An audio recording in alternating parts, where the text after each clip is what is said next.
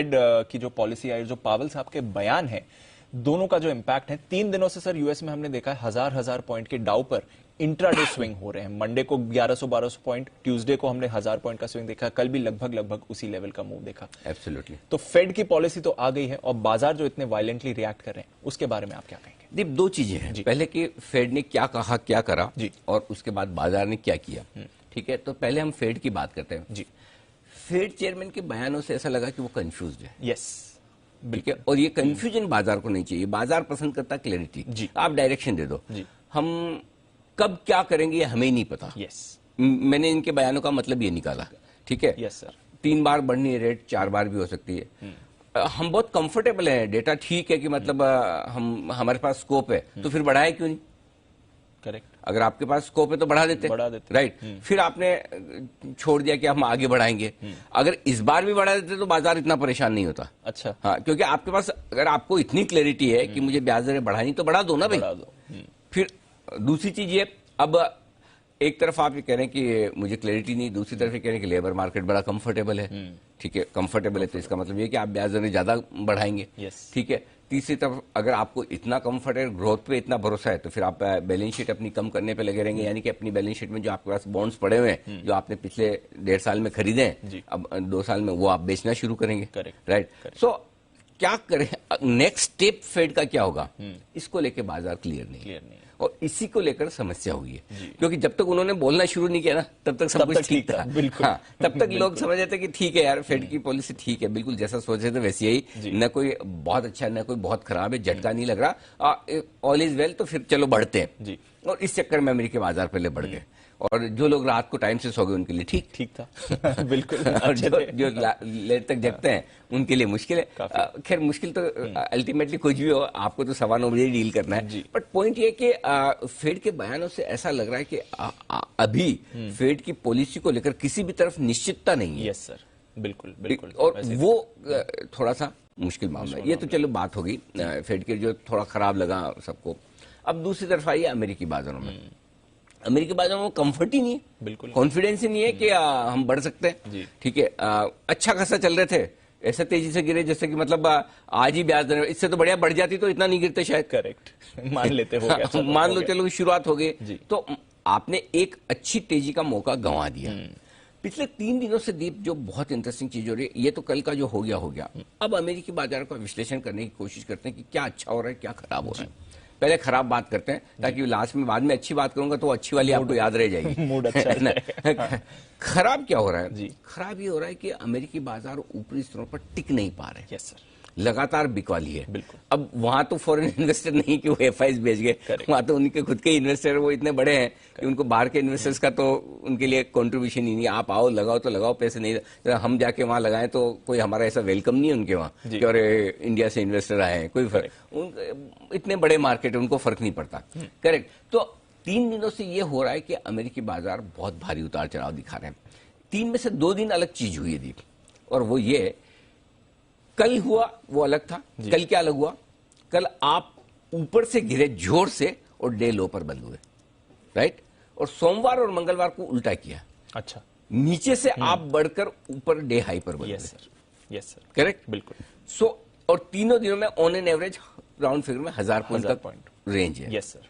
तो इसका मतलब इतनी वोलेटिलिटी कौन बर्दाश्त कर सकता है? और ये अमेरिका के मार्केट है, हमारे नहीं, या किसी और छोटे मार्केट नहीं कि जहां पर इतनी वोलेटिलिटी दिखे आपको। बिल्कुल सर। ये वैसा हाल है कि मिड कैप स्मॉल कैप शेयरों में वोलेटिलिटी दिख सकती है, छोटे मार्केट्स में दिख सकती है, लेकिन लार्ज कैप में कोई टीसीएस, रिलायंस, एचडीएफसी बैंक इतना ऊपर नीचे नहीं होता। वैसे ही America TCS, Reliance, HDFC bank की तरह लार्ज कैप बड़ा मार्केट है, वो इतना ऊपर नीचे नहीं था, लेकिन हो रहा है। तो ये नेगेटिव है, और ये सबको परेशान कर रहा है कि अमेरिका के लोग भी और अमेरिका के बाहर दुनिया भर के लोग भी बाजार को लेकर व्यू नहीं बना पा रहे हैं। लगता है कि यहाँ डाउ रुकेगा, यहाँ से रिकवर करेगा, 7-8 दिन ऐसा हो गया वैसा हो गया।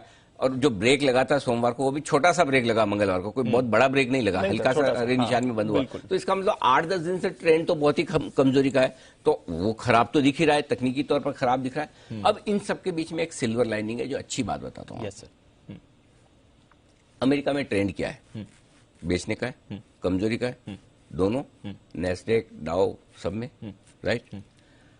एक तरफा बिकवाली कितना गिर गया नेस्डेक? ऊपर से 15% के आसपास 15% ठीक है, और डाउ भी 10% के आसपास तो गिर चुका है, 9%, हाँ। 9-10% नीचे, तो ट्रेंड में नेगेटिव है।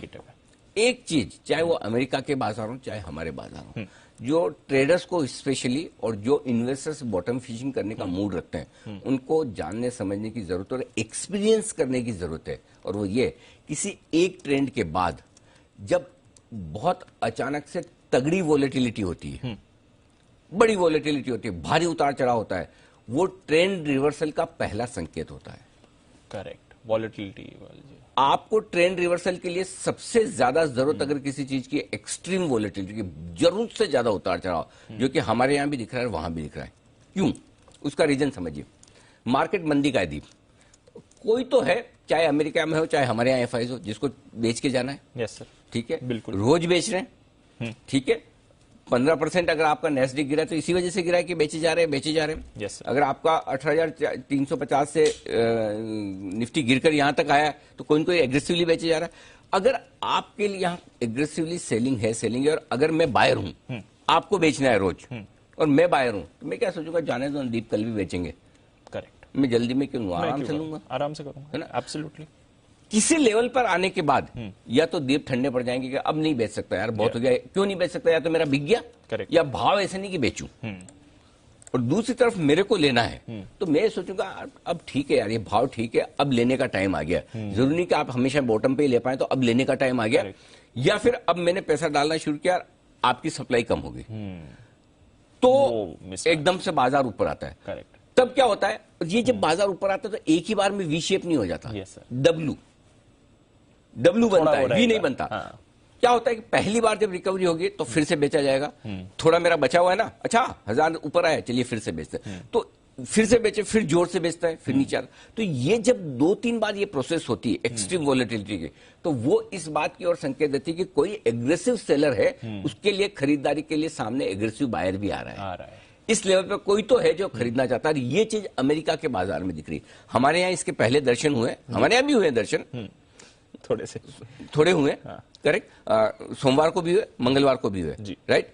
लेकिन हमारे यहाँ कम छोटे दर्शन हुए। उसकी रीजन ये हो सकती है हम उतने गिरे नहीं जितने अमेरिका गिरा है, हो सकता है इस वजह से हम इतनी एक्सट्रीम वोलेटिलिटी नहीं दिखा रहे हैं। लेकिन अमेरिकी बाजारों में एक्सट्रीम वोलेटिलिटी दिख रही है। मैं फिर से कहना चाहता हूँ दीप, मैं अमेरिका का एक्सपर्ट नहीं हूँ, मुझे कुछ भी समझ में नहीं आता, लेकिन मुझे बाजार का ट्रेंड, बिहेवियर, उसकी मानसिकता समझ में आती है। तो अमेरिका के बाजार कहीं न कहीं ये इशारा कर रहे कि अगर एक आध दिन और नहीं गिरे ऊपर, ये बड़ा और बोल्ड स्टेटमेंट, ये वैसे ही बड़ा और बोल्ड स्टेटमेंट है जैसा एक स्टेटमेंट मैंने आपको पहले भी दिया था। आपको याद हो जब तीसरी वेव की बात कर रहे थे, ओमिक्रॉन की बात कर रहे थे, और मैंने कहा था कि जब तक कोरोना का खतरा है तब तक बाजार नहीं गिरेंगे। और आप देखिए बाजारों के गिरने की शुरुआत ही वहीं से हुई जब आपके मन से ओमिक्रॉन का डर निकल गया, कोरोना का डर निकल गया कि नहीं मास्क लगाना, नहीं लॉकडाउन करना, नहीं कुछ नहीं करना, और वहीं से प्रॉफिट बुकिंग हुई। वैसे ही एक और ये स्टेटमेंट ये दे रहा हूं कि अमेरिकी बाजार ऊपर जाने के लिए तैयार हो रहे हैं। सिर्फ एक आध दिन और अगर इस तरीके, मैं तो चाहता हूँ एक आध दिन और वोलेटाइल हो जाए, जितना ऊपर नीचे करना, कूद फान करना, कर लो भाई, और वो कर लिया तो एक अच्छी रिकवरी की तैयारी दे सकते हैं, बशर्ते कि अब यहां से और कमजोर ना हो, एक आध दो दिन थोड़ा वोलेटाइल होके बढ़ जाए। तो ये अमेरिकी बाजारों का विश्लेषण है। Understood sir. तो चलिए, ये तो एक बड़ा ही फैक्टर आ गए, पर अमेरिकी बाजार